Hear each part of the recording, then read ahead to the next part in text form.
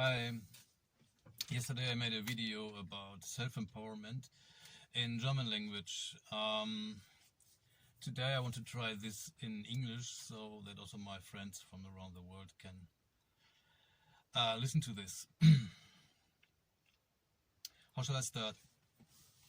A few days ago I've seen a video from Daniele Ganser. He's a historian guy and he's searching for freedom. Sorry for my English in this case, I only have got a small vocabulary.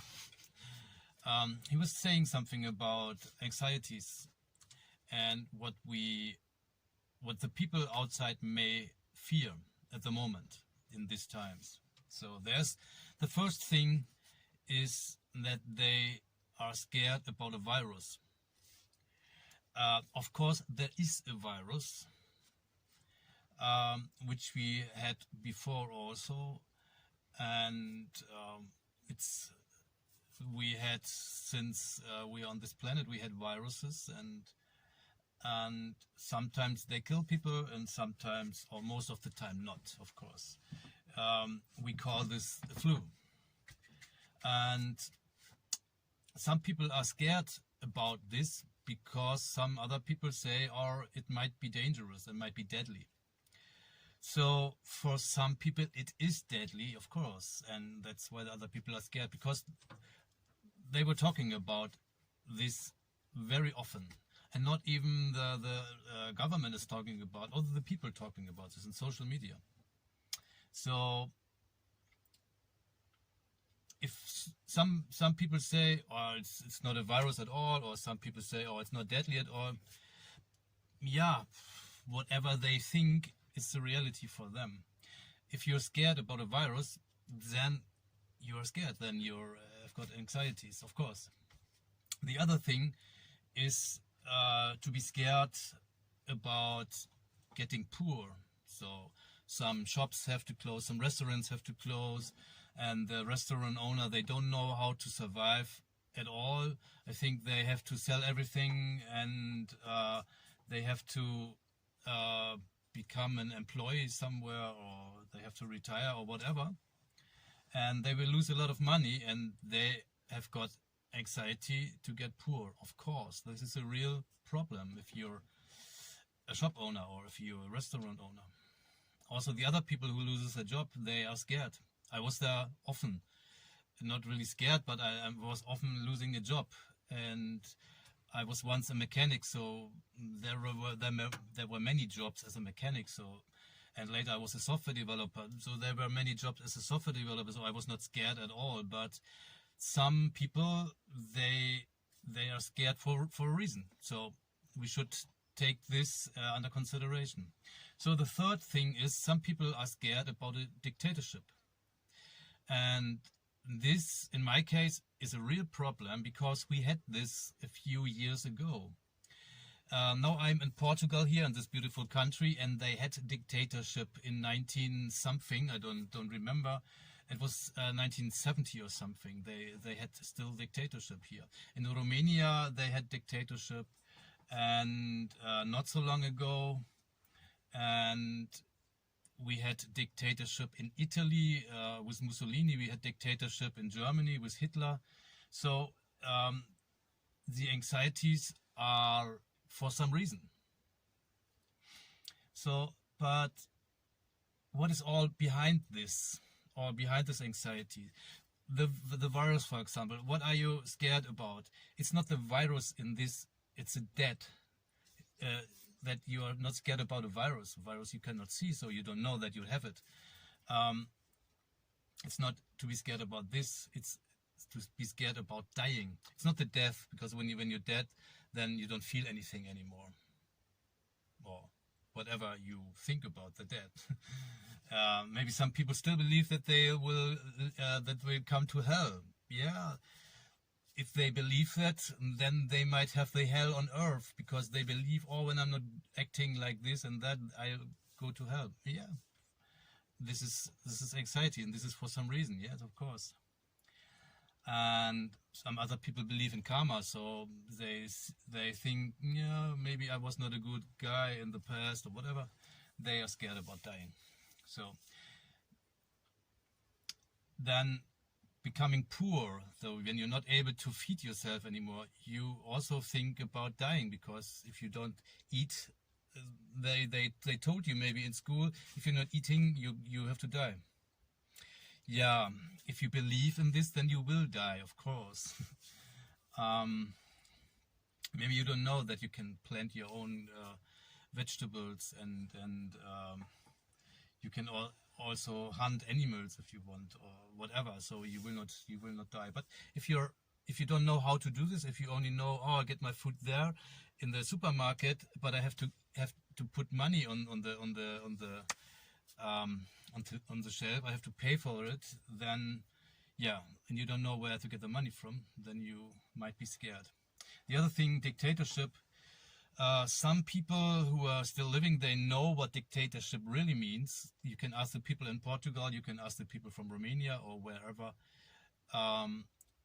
They had dictatorship before, and you can feel it. For example, yesterday in Berlin, they demonstrated against the dictatorship, that the government can control them like they want to, like breaking into the houses and vaccinate them and so on. So they fear that they end up in dictatorship. Also a reason to be scared.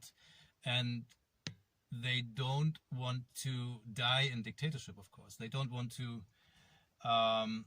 die working with 80 or 90 years old, because that's what you have to do in dictatorship. Maybe, I don't know. I haven't lived in dictatorship at all. I don't know. So yeah, and all this leads to the fear of dying. And I tell you something, you will die. We will all die. At least the physical body will die, and our mind will die. This is from my perspective. I already was dead a few years ago, and I came back, and to be dead is not a bad thing. To die, yeah, this might be a tricky thing. But this was only, dying was, for me, it was like, I think it was 1 hour. So 1 hour in 57 years, that's not much. And yeah, and maybe some of you already know how to feel when you're on the trip, when you're taking drugs. It's also like dying, and because you don't have control over what is going on, and you lose control. And this is something, the ego is dying. So in my case, it was the ego dying. I have no control over my body. I was just doing things which I was not aware of. So I was really had a bad horror trip, so to say. And yeah, but it was 1 hour, and then it was over. Then I was dead. And so, as I said, we all will die. So, and if you die from this or that, it doesn't matter. It doesn't matter. But we don't have to be scared at all, because we create our own reality.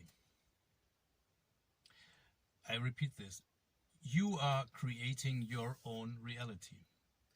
A Buddhist monk told me once, and I could understand him because he was also a tech guy. He was telling about quantum physics, and he was telling he was also a software developer like me, and he was able to reach me, to get it. And I want to give this to you right now. Just imagine you are an employee in a company somewhere, and there's a new woman starting this day to be your colleague, and you see her for the first time, and you remember her face, or you remember her, what she's wearing, or something reminds you on someone else, and this someone, you have got a bad memory. Just imagine, there's someone you don't know at all, and you see similarities to someone else you don't like because of something, whatever it was. And then you feel something, oh no, this woman I don't like because she's like this and that, and You don't know her at all, but you act like you don't like her, and she feels that, and you might become enemies, so you will not become friends, not in the beginning. So just imagine the same woman comes to your company for the very first time, and you see her, and you say, wow, what a wonderful person, what a wonderful being. And you go to her like, hello, welcome, and you might become good friends because how you react on her, you know? So you are creating reality. With your thoughts, you're creating reality. It's just a simple, but maybe you get the point. Also, perception. You can look out of the window. Today, it's very sunny. So it's here in Portugal, most of the time it's very sunny. And some people might say, yeah, wonderful weather, like I do now, wonderful weather. Some other people might think, wow, it's too warm, it's 38 degrees or whatever. It's not that today, but here in Portugal, in summer we had 38 degrees or 42 degrees, and it was real hot. And some people might say, oh no, when I go out, I will burn my skin or whatever, or I'm just sweating, so they don't like it. This is just their perception. Some other people might say, oh, when it's raining. For example, now I'm kind of a farmer, so I grow my own food, or I watch other people growing their own food, and they give me something to eat it and so on. So I'm happy that there's rain, so that the food can grow. So I'm happy also when it rains. Most of the people think, oh, it's raining today. Oh, bad weather, rain, blah, I get wet, I get cold, blah, blah, blah. It's just a perception. Also, sometimes when I was in Monchique and I was growing potatoes and peanuts and all that stuff, and in the morning I wake up and it was raining, and I said to myself, wow, wonderful, I can sleep the whole day because it's raining, I don't have to go down and water the plants. So it's just your perception, what you think about things in the outside. So, tell you the next thing, the next step. Some people say, I like what I see in the outside. I say, I see in the outside what I like. Maybe you get this one day, or maybe now. I don't know. I needed some years to find out. Some people say, I like what I see in the outside.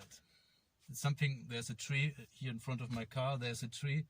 I like the tree. It's well formed, and maybe it has got fruit in summer. I like it. But now I came to the conclusion, I only see in the outside what I like. So you can do it like this. For example, if you're living in a town, I was growing up in Hamburg. And the rest of the last years I was living in Berlin. So, and depends on where you grow up. For example, Mümmelmannsberg in Hamburg. People who are living there, they might not like it because there are many foreign people living there, and this might be for Hamburg people this might be, I don't know them and I'm scared. Like we have got in Kreuzberg in Berlin, like there are these mafia families, whatever you think about it. So from Mümmelmannsberg, I don't know, but I know that there were living many foreigners from all over the world, and I met foreigners in Berlin and make music together with them. So I like to be with them. They were from Peru, from Chile, from Cuba. I like these guys very much. Korea and Sweden, and I like them when making music together with them. And also in Kreuzberg, I love this place in Berlin. Like this was so amazing. So many nice people there, and so many colorful paintings on the walls of the houses. So wonderful. Some people are scared about Kreuzberg. I spoke to a policeman. He was from Eckernförde, from the north of Germany, and he was just having a boring job there.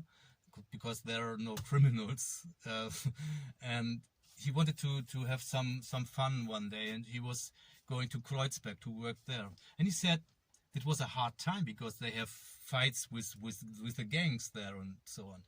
This was his perception. I was there a few days later. I was in Kreuzberg. Gangs? Where are these gangs? You know, and I'm not a policeman. They will come out of the houses and say, "Wow, you policeman, you cannot go in here." Whatever. They're doing this not with me. So I had another perception. So, and what I wanted to say, when you're in the town and you don't like the town, like in Essen or Hanover, I don't like this. This was just a gray town there. You know, I don't like it there. When I compare this to this wonderful, beautiful land here in Portugal, with the wonderful nature, with the oceans, with the lagoons, with the hills, I prefer this instead of this gray town. So when I say I'm seeing what I love in the outside, this is because I moved from there to here to see it more often. So I changed my point of view of the world. You know, when you're looking outside of the window, I met a guy in Berlin, and he invited me to his house, and I opened the window and I was looking out of the window and I saw a wall. Not that wall what you know from Berlin. I just saw a wall of a house without windows. It was just the inner. So there were houses around a square, and you can look into the square, into the garden, so to say, and there was a wall without windows, just a wall, and without painting. So it was just boring. And when I looked out here in the morning, I woke up and it was a beautiful sky, and I saw the sun coming up. What do you think? What I prefer? And it's just the point of view. It's just what I perceive this moment. What I and I see in the outside what I want to see, what I love, because I moved here to see more often what I want to see. And it goes a little bit further. It is I don't want to say that I am the creator of this. Not really. I'm not there yet. Maybe it's not. It's also not. Maybe not the truth. I'm not the creator of this tree. Maybe later I already planted some trees. Then I could say I am the creator of this tree, so to say. So I planted this tree and I can see it growing up. And I could maybe say I am the creator, kind of, yeah. But, yeah, what is the truth? We don't know. I don't know. Maybe you don't know. So, but we create our reality with our thoughts, with our beliefs. So, I came here with my van. This van is not registered anymore. I was in Germany with a van and they scratched my number plates. They said you cannot drive anymore. And I said to myself, like, fuck you, I don't care what you're saying. In Germany we don't have like a well-formed law system, from my perspective. Because there is this Rechtsbankrott. You should Google this. Rechtsbankrott is a German word for a German country. And it's like when there are the layers on top of the government, then you have this. So it's bankrupt of the country. It's a bankrupt of the rights system, of the laws, of the law system. And I said to myself, no, now I'm my own sovereign. I just drive. And to be honest, I had number plates for 5 days. I bought them. So, but I used them for a couple of months, to be honest. And I don't give a shit what others might think about it. You know, these are German number plates, and I left Germany on the day I get these number plates because I was in Bavaria and this was already a police state there. I was 3 weeks there and I was 5 times in police contact, and I'm not a criminal, not at all. And but yeah, they saw me on the streets in the middle of the night, sitting in a cafe, checking emails because there was a cafe with Wi-Fi, and they they caught me, so to say, one night with two bicycles carrying, and they said, "Why do you have two bicycles? The other people only have one here, and so we take this one because you don't have papers for it," and you know, so and I said, I have to go away here. Bavaria is something I don't want to experience anymore. So I get these number plates, and I was going to Austria, and there I said, oh, these are not European number plates, so nobody knows the meaning of this. So there's 290920. It's on it. It's like, and the 21st of September they are expiring, and now we have got it's 2 months now and I just arrived 2 weeks ago, so I overused them for a couple of weeks, but I don't mind. I crossed 4 borders without control, even in these pandemic times. Even in the border to Switzerland, there was only one guy there standing and just doing like this. And yeah, it's just I was in this mind of I am the sovereign. I am judging myself, or I govern myself, like this, in this mindset I was. And of course someone helped me from Austria. A woman told me, you have to cross the border there, and there you will not be controlled. So I listened to her, and I was going there, and yeah, there was no control. And on the other borders, yeah, it's like it's European Union, you know, why should there be border control? Everybody's talking about, oh, there's a pandemic and they will control you. It's not that. Maybe when you're driving on the highway, maybe they control you there in these borders, of course, yeah. But not on the green borders I used, you know. There was, yeah. I just using some streets over from Switzerland to France, over the mountains in Jura, the Jura mountains, and then instead of going on the east coast, I was crossing on the west coast, next to Iran, next to San Sebastian. So there were no controls, so no border checks at all. And yeah, and I was just saying they will not control me. I was not thinking like they will not control me, because if there's a not, then your subconscious might think they will control you. I was thinking everything will be alright, like the song from Bob Marley. Every little thing is gonna be alright. And with this mindset, I crossed the borders. How could you cope with this situation there now, where you are? There is still this anxiety because of the virus, there's still this anxiety because of dictatorship, and there's still this anxiety because of getting poor. As I said, you will die anyways, so it doesn't matter how you die. Before, or I get it another way, there was an election yesterday in Berlin where they had a new law, and they were all the guys from the parliament, they were voting, or the most of them, they were voting for this new law. And this new law means we now have kind of dictatorship in Germany.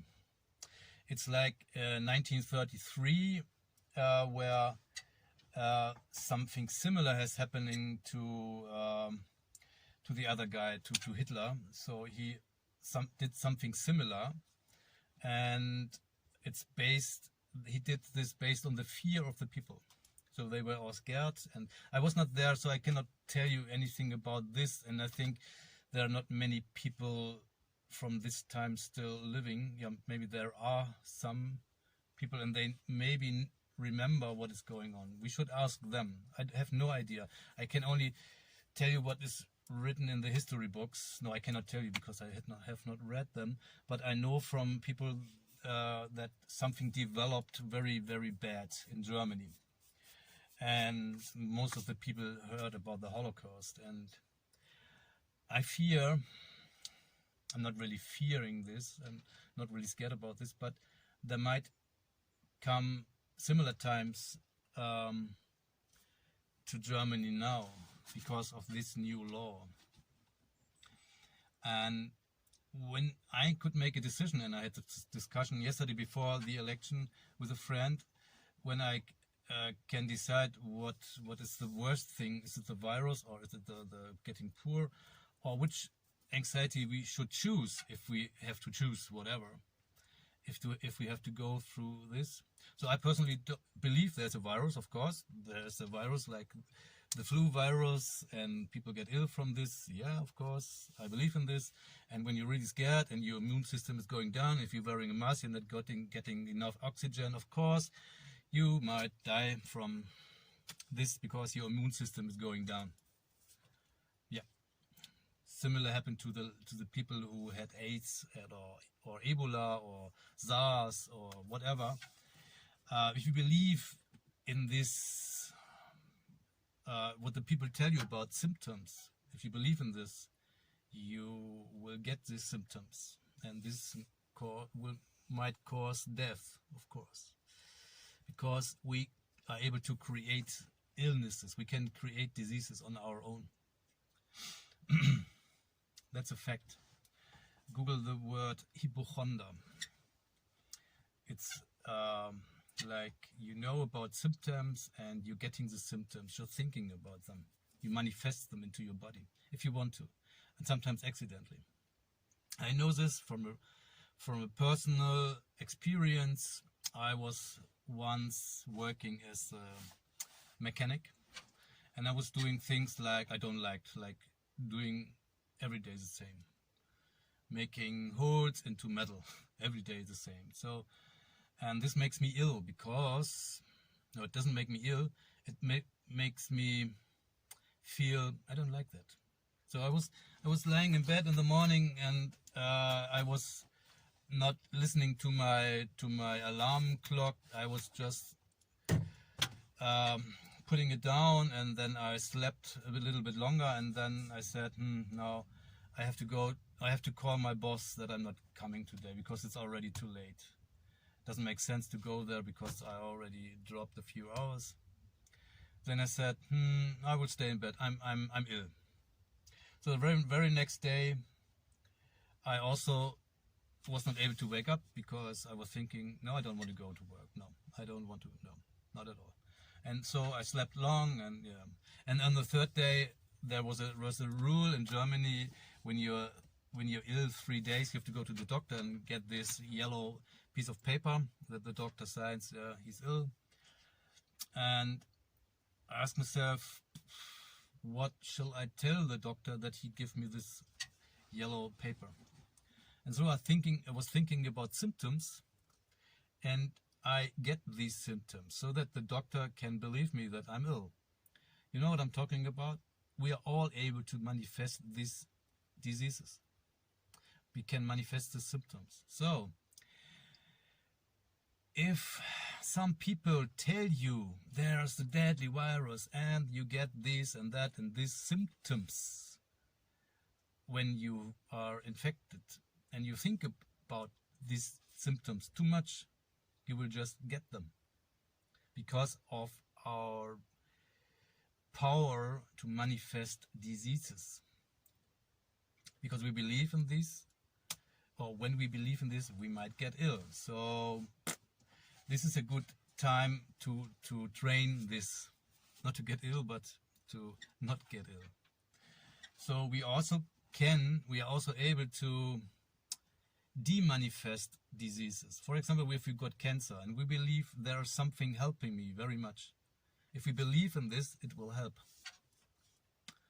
I was a witness at least two times, to where we killed cancer.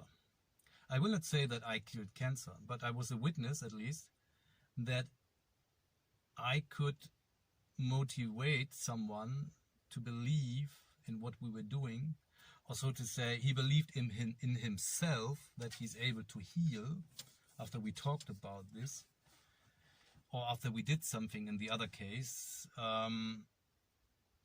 that they could repair their body on their own.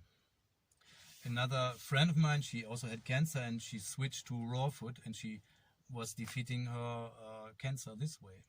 So it's just based on the belief. If you're doing something which you really believe in, this will happen.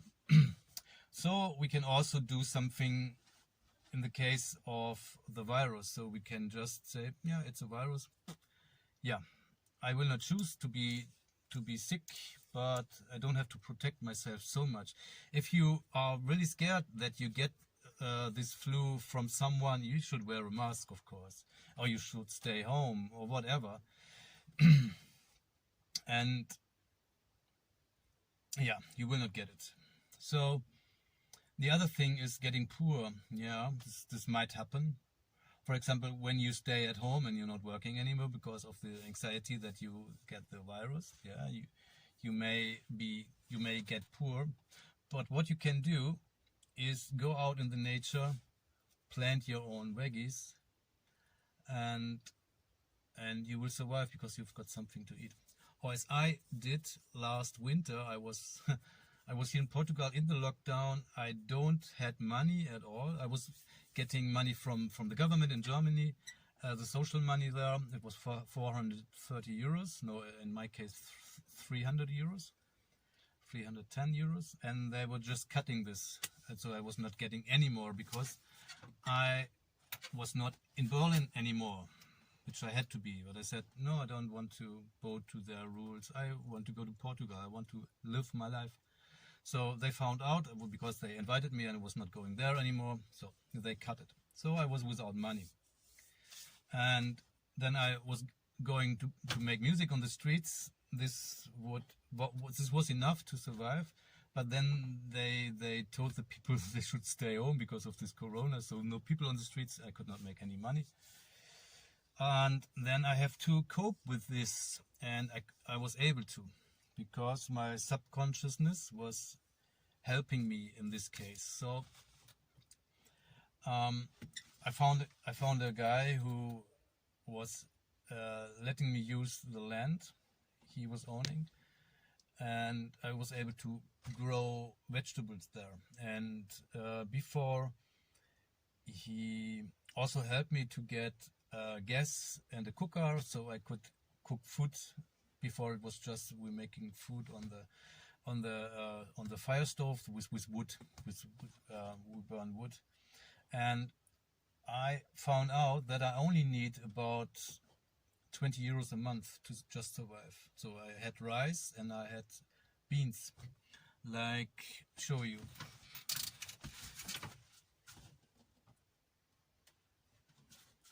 So we had rice. It was 5 kilo rice for 4 euros something, and I had kind of these beans. It's 400 grams for 85 cents. So it's not that much, and I used these beans for three days, and so I calculated.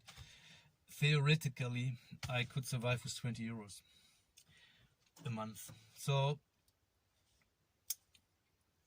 even if we are poor, we can survive. And maybe some guys know me and they know that I was a millionaire before. So I was earning a lot of money in Switzerland as a software developer, and normally I wasted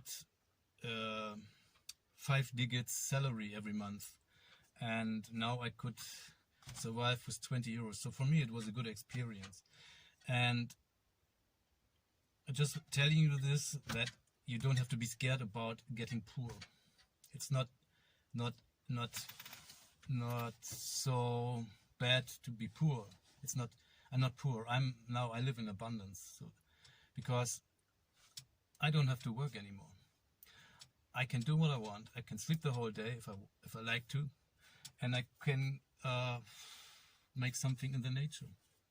So there are no bad people around me. In this case, there are nice people around me here in this community. And yeah, the last thing we choose to accept is the dictatorship, because if so, it was the question: if you can choose between a virus or being poor, we both decided to accept the dictatorship for now, because we will not die from this immediately. And we were both below 40 years, or in this case maybe we are both above 50 years old. So we are about to go in pension in a few years. So it's not, for us personally, it's not a bad thing to be in dictatorship. It's just for the young people, it's the worst, it's a bad thing. And we can cope with it. We are really able to cope with it if we start not to accept their rules anymore. So we came here as a free man, as a free human being. We came here. And just imagine you were growing up on an island, alone with your family, with your tribe, and you don't know about the Western civilization at all. So you don't know about these policemen, you don't know about soldiers, you don't know about all these, what they say, law, all these rules. So you grow up in your tribe, maybe you've got your rules there, so there might be some rules, but not like libraries full of books where the rules are in different languages for different countries and whatever. We don't have this. So you grow up in freedom, you don't know what right is at all, because you don't define the word right, because everything you do is right. And in this case you are born free, and you remain free until maybe someone is entering your island with machine guns or whatever. But until this, you are free. Yeah, you know. And if you are born somewhere in the Western society, like me in Hamburg, I can just step out of this. I just don't bow to these rules anymore and declare my freedom, which I did. I'm not going into, so I'm not accepting their money anymore. I don't buy their things anymore, with some exceptions, of course. For example, this is an exception. I paid 15 euros. And this, a long time ago, I paid a few euros to put my mobile phone to watch movies. And yeah, I'm still connected to the internet because I have to tell you something, and I want to chat with people. I want to attract people for community building and so on and so forth. And that's why I'm still connected. I'm still online. And it's like being online is like being on a leash. But yeah, it's like being here on the leash, like, you know, online. I can cope with it because I'm a software developer. I'm doing this since years now, since more than 30 years now, and I'm able to live with this. I'm not getting scared because of being online too much. I know what data I can put on the web and which I shouldn't, and yeah. So what you can do is what possibilities you have got to step out of this system is: don't use their money anymore. Don't go into debts. Don't pay any debts. Don't pay any credits back. If you're in debt, then just ignore these guys who you sent the letters. You have to pay this and that and this. Ignore this similarly, or similar. Just ignore this. Just go out of your house, live somewhere else, in the forest, maybe in the woods, and don't have a letterbox anymore, and then you then don't get these letters anymore. So they cannot put pressure on you. That's what I did since 6 years now. I don't have a letterbox. Only in special cases, when I'm ordering something on Amazon, then I'm looking for an address, for a friend's address, or here in the post office or whatever. But they cannot send me letters anymore, so they cannot put pressure on me anymore. Very important. So you might think they will imprison you. They will not. They will only imprison you if you're doing something bad on purpose.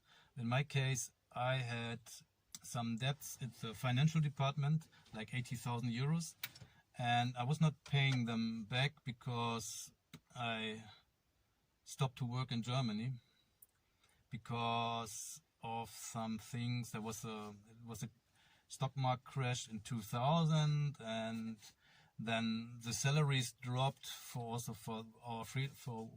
freelancers. So the salaries dropped, and I said, no, I'm not going to work for half the money anymore. I'm not doing this. So I went to the financial department after they closed my bank accounts and they wanted to get my cars and motorbikes and so on. I was just there doing this. I swear I don't have money. I cannot pay you. And I asked the guy there. He was a really good man. I asked him, what if I'm going to London to live and work there? And he said, we don't have a branch there. So he said, we are only responsible for people living in Germany. And this gives me an idea. Okay, when I'm going to London, or in this case I went to Zurich and worked there, there's no what is it called? It's not branch. It's the financial department of Germany. They don't have rights in Switzerland, so I could work there and I could earn money, and yeah, that's why I was able to buy this van, because I bought this from the rest of my money after stepping out of the system.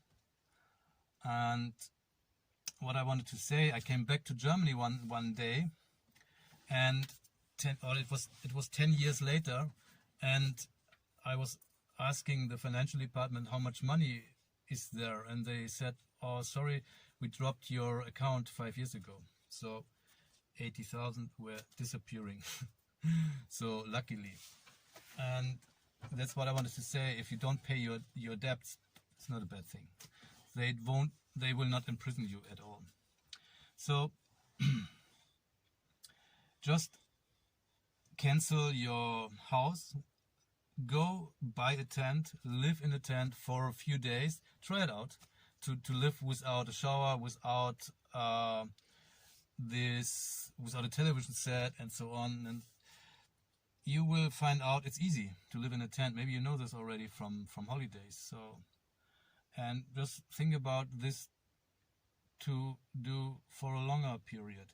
We go into the forest maybe, or to the beach and camp there, and after 10 days or 2 weeks or whatever, we go back to school or to work because we have to, and we don't know, we have not experienced this for a longer time period. So try this out and forget about going back to work. Sometimes it's not worth it at all.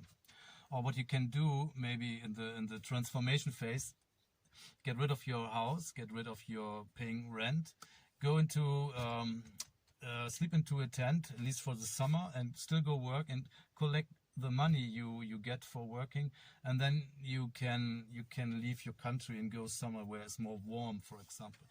So that's what I did. I don't want it to stay in Berlin in winter, because it's getting real cold there, and even in the van, it's sometimes not very comfortable. That's why I came to Portugal. So this is a chance you can do, and what you can make, and you can also find nice communities like I am here now, 1 hour north of Lisboa, where we grow our own food, where we live in vans or in tents, or we are allowed to build like geodesic dome or a tipi or a zone or whatever, and we can live there. And this is an easy life, I tell you. You don't have to work that much. Maybe you need some work. So sorry, the memory was away. So we can live a very easy life here, and we don't have to fear to get poor, because to be poor is not a bad thing. I'm living here with Luis. He's kind of poor, but when you get to know him, you know he lives in abundance, because he finds so many things on the streets next to the trash. And we also he showed me how to go food saving here in the town last year, and we were making music in the streets, and there was a market, fruit market outside, where he was just going there. They closed at 3 o'clock, and he was going there at 2 o'clock and was asking for spare food for the musicians. And yeah, he get like a bunch of fruit, because they throw it away, because they cannot sell it this day, and the other day they bring fresh food, of course. And he also showed me how to get diesel for the van. He was just having like his 20 liters canister, was going to the gas station, asking someone who was putting diesel into his van, and was asking, can you give me a few liters? So some people are just nice, and they just give you. And if you, for example, ask a truck driver who was putting 300 liters of diesel into his truck, and you ask just for 5 liters or even more, he just put in these 5 liters, because he don't have to pay it on its own, because his boss will pay for this. And if there's 300 liter or 305 liter, nobody gets to know about this. And also we were just going shopping the one day, and on the way back from the shopping, it was just 5 kilometers, he stopped 2 times. One time he brought like a pile of bowls, ceramic bowls, like clay bowls. And what was the other thing?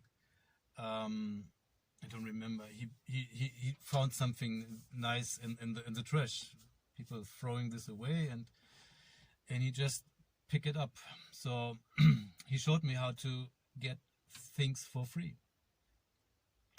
Sometimes I'm also, for example, I had a hoe which was broken. It has to be welded, and I was just stopping in the garage where they repair cars. They were making lunchtime, and I asked, can you please weld this? I even was not able to talk to these guys. They were Portuguese. I don't know Portuguese. I just showed it, and I showed them what I want, and he said, "Oh, minute, we're just like drinking coffee or eating dinner." And while he was still eating, he took this shovel, this hoe, and was welding it with one hand, with his bread in the mouth, and one hand he was welding. So it was very important for him to help me. And I was asking, how much is it? And he said, no, it's nothing. It's okay. And you know, like these people out there, they want to help you. Of course, they are like you. Everybody wants to help someone. So this is very, very, very nice. There are many nice people out there. There are your mirrors. Maybe you know about this. Maybe you believe in this. Maybe not. It doesn't matter. There are many nice people out there. If you are trying this in a town, maybe you will not find so much nice people there. Most of the people are like stressed, and they don't have time, and they have to go from this appointment to that appointment. So maybe you've got other experience when you're living in a town. But here on the land, they've got time. They just do their things a little bit more calm, you know? Yeah. So there are many possibilities to step out of the system, and we don't have to live in dictatorship. We can just go on the land. They don't know where we are. If we don't register our children when there's a newborn child, we don't register this child. Nobody knows about this. You know, nobody's when we don't ask for money for the children. This is maybe a big mistake, because therefore we have to register our children. Then we have to put them into school, and then there might come some people from the, I don't know, from the government, who's asking who's caring for these children, and maybe they're curious. But if you don't register the children, nobody knows. So we could also live on a sailing yacht, or like we can create our own islands, for example. Like I had an idea. No, I don't have an idea. I saw an idea of a friend where he was designing like an island. Maybe you have got an island like 5 meter multiplied 5 meter. You've got your island. You've got maybe a little house on it, and you are able to connect to other islands like this, and you can create bigger islands, bigger villages of these islands, for example. And you're doing this on the ocean, and you are distilling the water, so you have got clean water for the plants and for drink. And we could also live on the ocean. Like there's a movie called Waterworld with Kevin Costner. Maybe you've seen this. So it could be like this. So there are many possibilities to step out, if you're not in the towns, if you're not going into the towns, they will not know that we are there at all. It's only they are looking only for the people in the towns, that they are doing everything right. They are not interested in all these people living on the village. Like here are 5, there are 5, there are 5. They are not interested in this. Way too much work for them, for the police or for the government. So don't be scared. Get rich. Get to live in abundance without the need of money. And stay calm, and don't try to fight against them. Don't try to fight against the system. If you don't fight, you cannot lose. Just remember that. It's a good thing. Bauchi told me in his book, Bauchi and Melly, they were writing about this. If you don't fight, you cannot lose. So that's it from today, from me, and have a good time. Bye.